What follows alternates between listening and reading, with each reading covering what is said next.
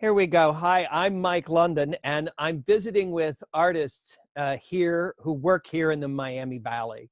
Culture Works supports so many artists and arts organizations, and this series of interviews is a chance to get to know some of them for you. And that's if I can talk, right? Okay. So first, today we're meeting. we're I'm talking with. Well, here's your first question. I'm talking with Sharon Short, or am I? Is it really I'm talking to Jess? So you have to tell us about yourself as an artist. Okay, well, I'm happy to answer to either Sharon Short or Jess Montgomery. Jess Montgomery is my pen name for a new historical mystery series called The Kinship Mysteries, inspired by Ohio's true first female sheriff, Maud Collins, in 1925 in the Appalachian foothills of Ohio. And I took a pen name because this series is a little deeper and a little darker than other books I've written. And so my agent suggested a pen name. And the last name was obvious to me because I write about a sheriff, a county sheriff. I grew up and live in Montgomery County. And I've received 2 artist grants from Montgomery County. So it seemed obvious to have an homage to Montgomery County. And then Jess was a name that I liked because it reads a little younger than Sharon and because it's one syllable, so it worked really well with Montgomery. So that's why the pen name. Yeah, that's great. So do me a favor. When did you start writing? Ooh, I'm one of those annoying people who started when I was like 6. I wrote a little book called The Fireman, in which firemen, interestingly enough, rescue a cat from a tree. So not the most original plot, but keep in mind I was just 6. And I bound it in red construction paper, and on the inside I wrote, published by Little Golden Books. So I was aspirational even as a little kid. I sold it to my aunt for a penny because in the corner I wrote it was 1 penny. I ended up getting it back after she passed away. Her husband, my uncle, found it in a box of greeting cards. And so I thought that was really neat that she kept it all those years. But I also like to when I answer that question, I like to tell people about my great grandmother who lived to be 102. And she started writing poetry in her 90s when she was a bit smitten with the 80-something fella who worked at the corner drugstore. So you can start writing at any time. Wow. So your earliest novels. Tell us about Josie.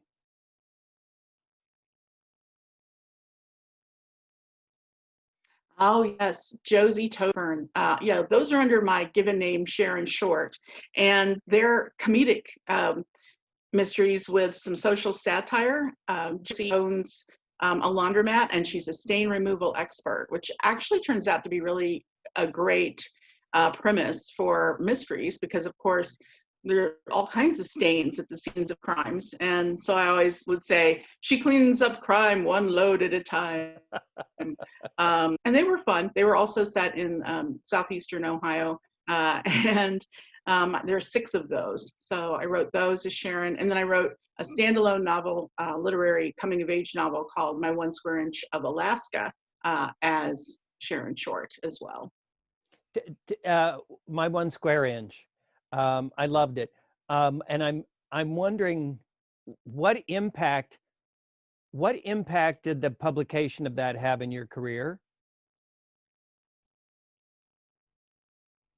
That is a good question. So the impact of My 1 Square Inch of Alaska was, for one thing, I was able to write more deeply than I did in the previous mystery series, literary feel to language. And it was a challenge because I didn't write it as a mystery. So it stretched me, but that made my later mysteries, the ones I'm writing as Jess, I think better, that I could I could write outside of that genre. And then once I returned to that genre, I could sort of stretch the genre for my own writing.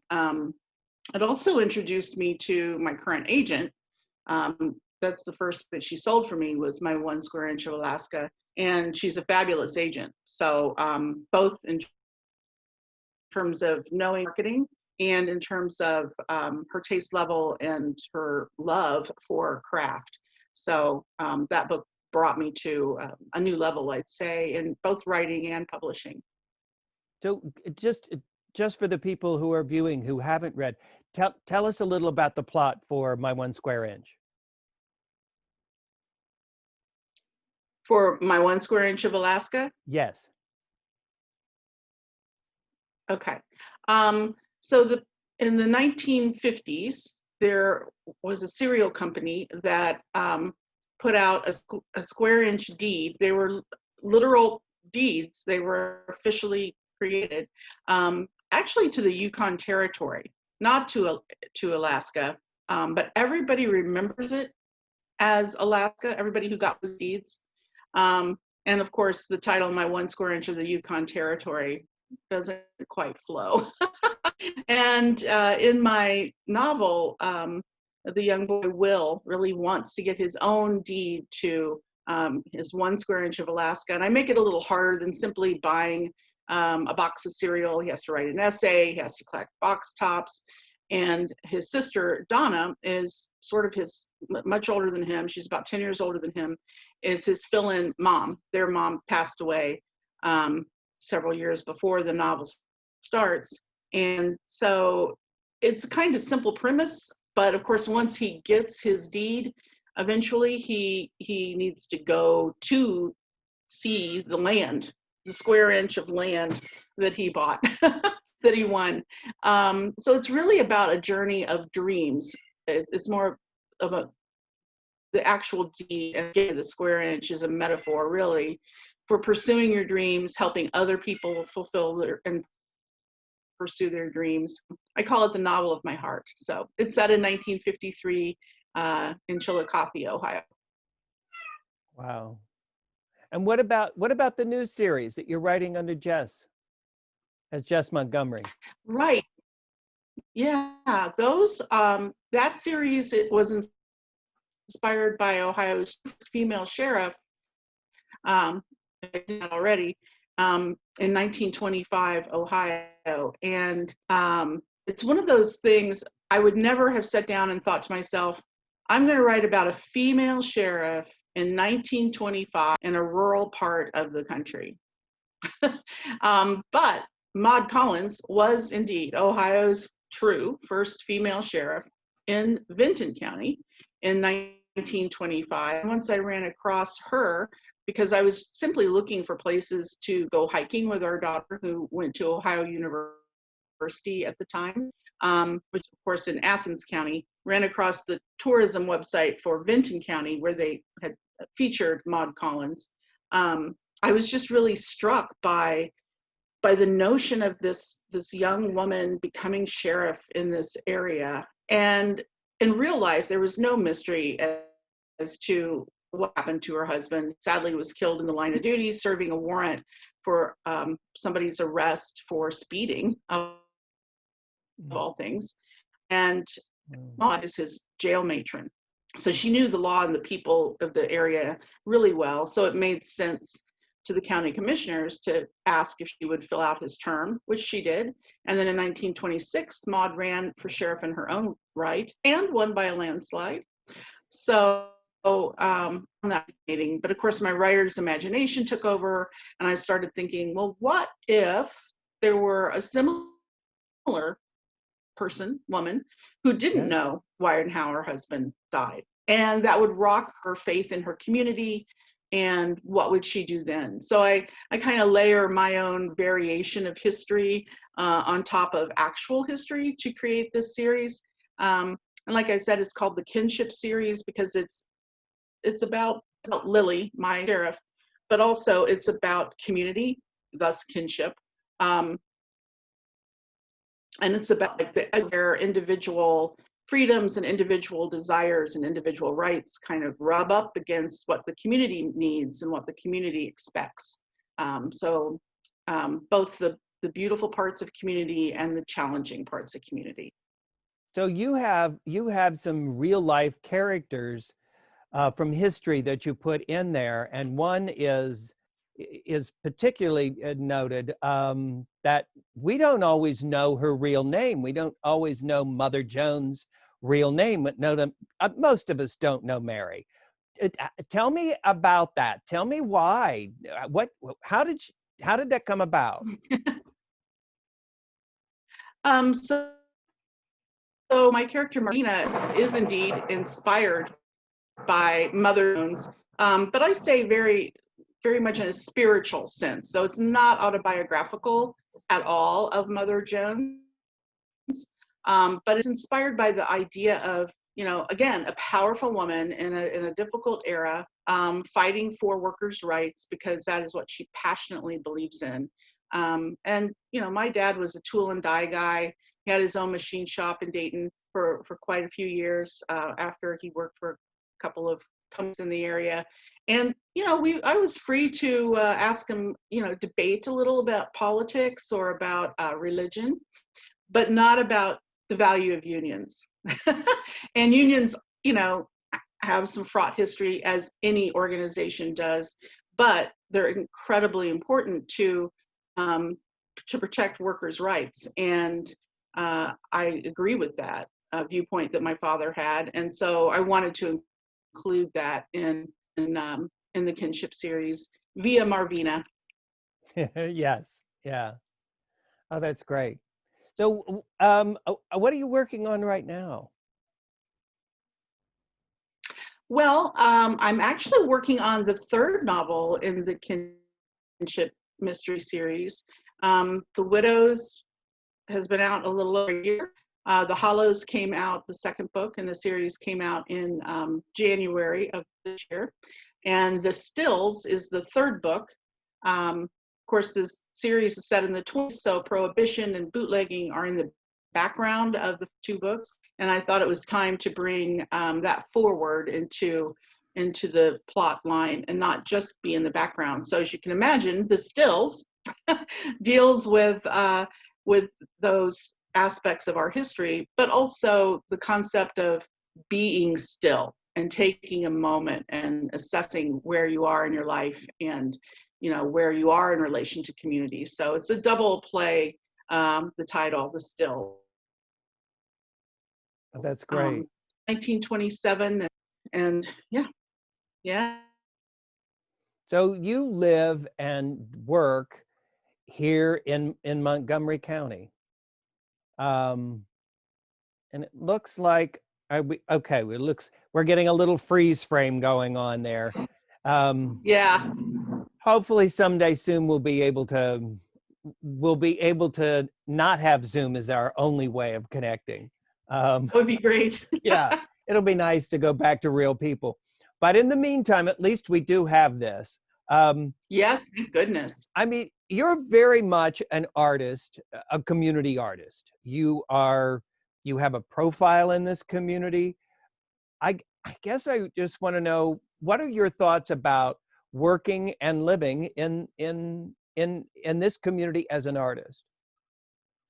Oh, I love this community as an artist. For one thing, there's so many types of art that are accessible.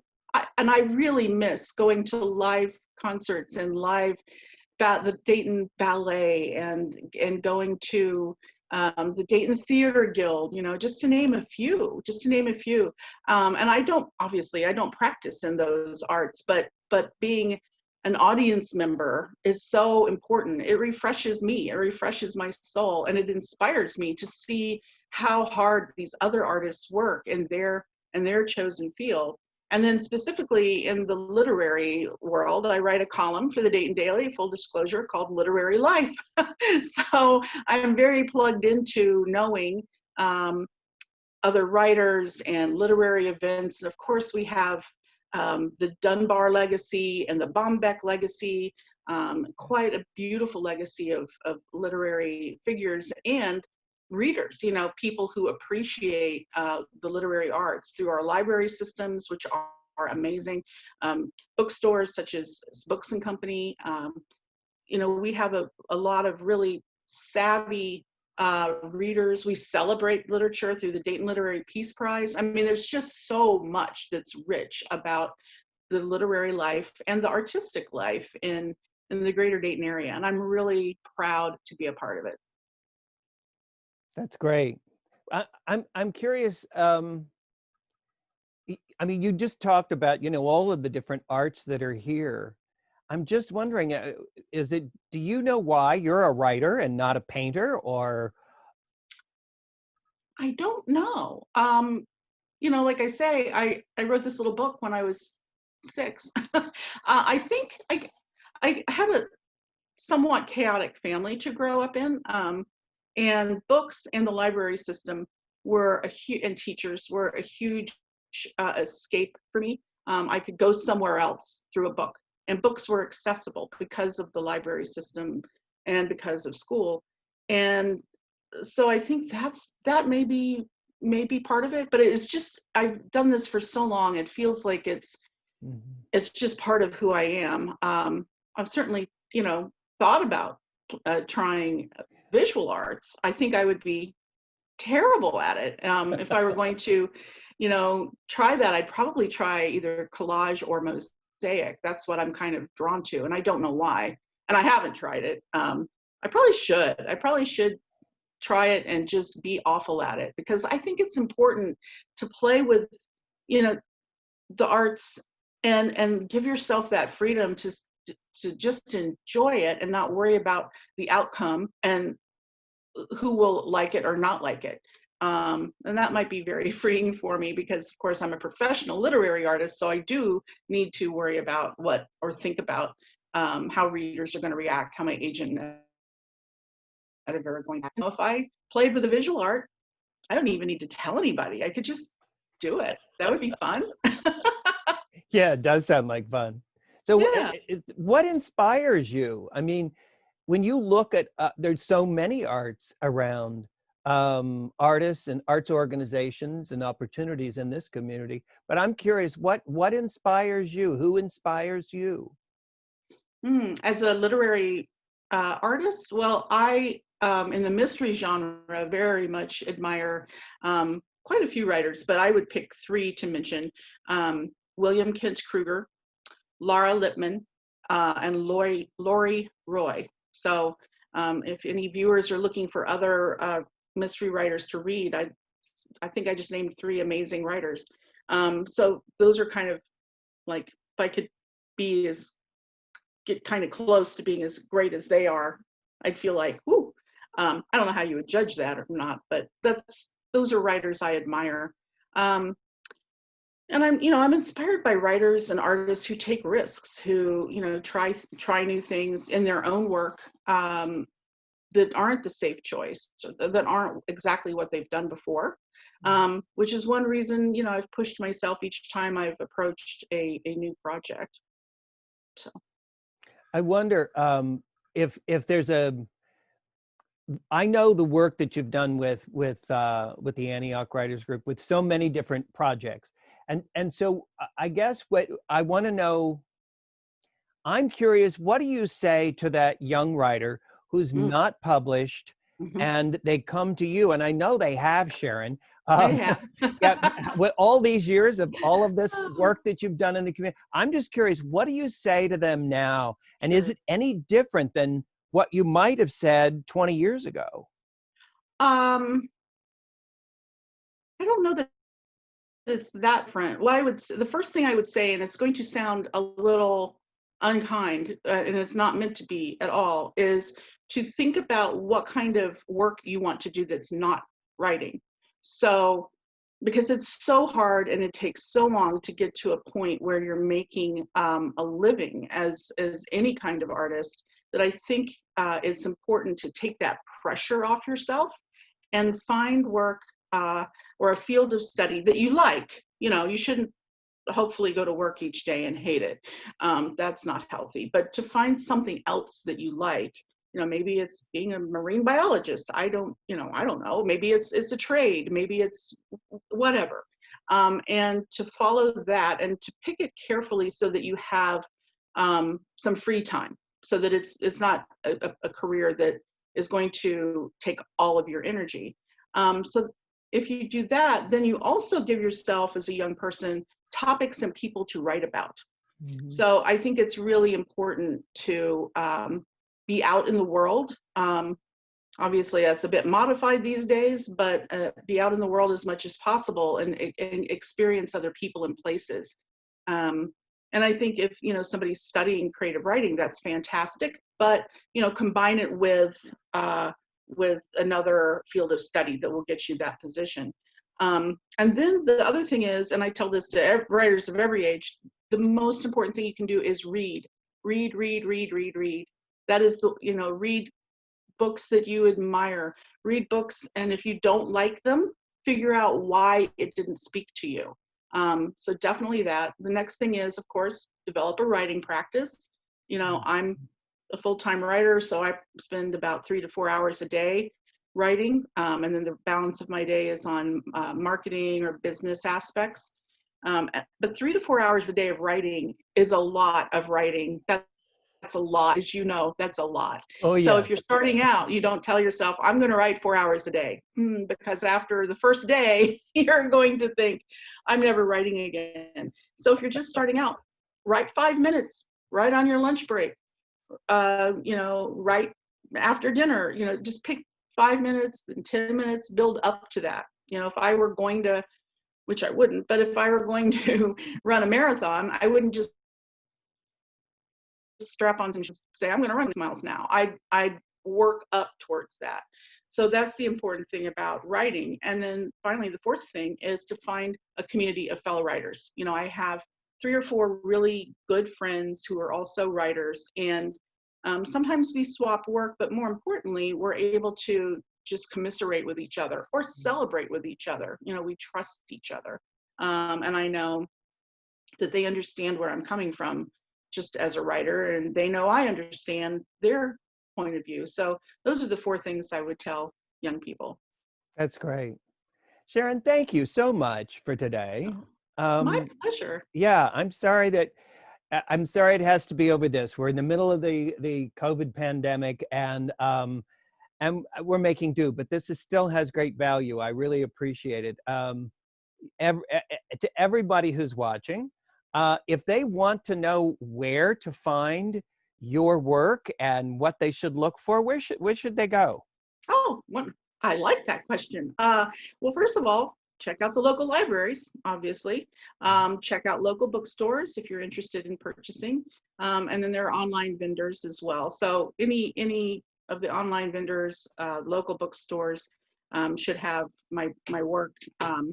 And then certainly libraries have copies and can put them on hold for you if they're all checked out. And if you want to get to know me a little bit more, keep up with what I'm doing, just go to my website, jessmontgomeryauthor.com, or find me on Facebook, again, Jess Montgomery Author. And that's a good way to connect. Oh, my cat just broke into the office. That's okay. Every cat wants to be a star. They're all over Facebook, right? That's right. Yeah. Okay. So the answer to that is to not only your libraries, but check out the websites. Absolutely. jessmontgomeryauthor.com. Okay. That's great. Well, for everybody watching, thank you so much, Sharon. And for everybody else, if you want to know more about CultureWorks, and CultureWorks exists to support all of the arts organizations in the community and artists like Sharon here. And if you want to know more about CultureWorks, go to their website at cultureworks.org. Look at being a passport member, look at joining, look at the way that you might be able to help support CultureWorks and keep the arts alive, especially during this strange time that we're in right now. This is a rough time for a lot of artists. So many things shut down and real livelihood that's being affected by so many. I have no doubt we'll come out of it on the other side, and whether it's a year, whatever period of time. But right now is a little tricky, so now's a great time to be able to support the arts. Sharon, thank you so much for this. I really appreciate it, and like I say, hopefully next time, face to face. Absolutely. All right, Thank you. all right. Take care of yourself. All righty. Bye-bye. Bye bye.